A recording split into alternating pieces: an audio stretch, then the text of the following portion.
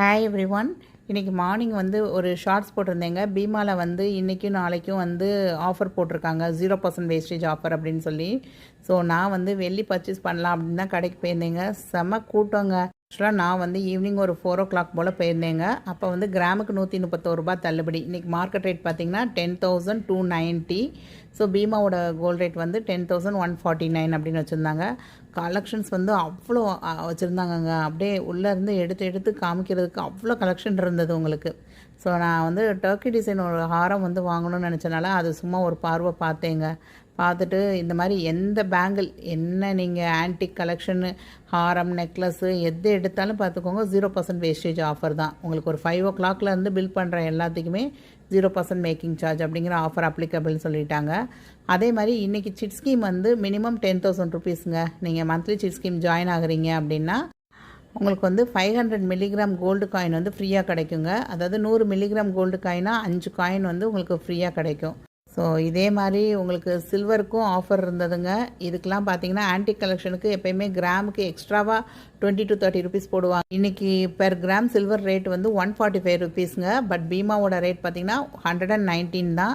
So 119 into நீங்கள் எந்த பொருள் எடுக்கிறீங்களோ அதோடைய வெயிட்டு ப்ளஸ் 3% ஜிஎஸ்டி தாங்க.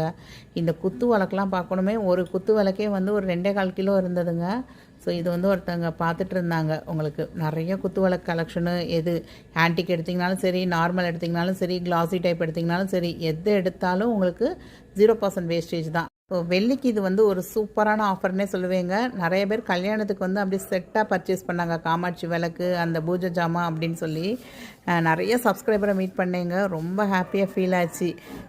நமக்கு தெரியாத முகம் தெரியாதவங்கலாம் வந்து நம்மகிட்ட பேசுகிறப்ப இன்னும் ரொம்ப ஹாப்பியாக ஃபீல் பண்ணேங்க.